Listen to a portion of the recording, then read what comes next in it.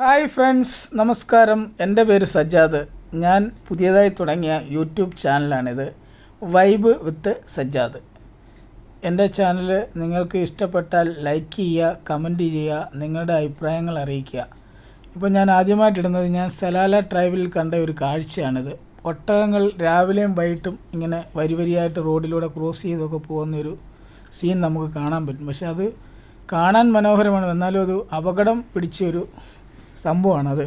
നമ്മൾ ശ്രദ്ധിച്ചില്ലെങ്കിൽ ആക്സിഡൻറ്റ് നടക്കാനുള്ള ചാൻസ് ഉണ്ട്. ഞങ്ങൾ പോയ വഴിക്ക് കുറേ ആക്സിഡൻറ്റുകൾ കണ്ടു.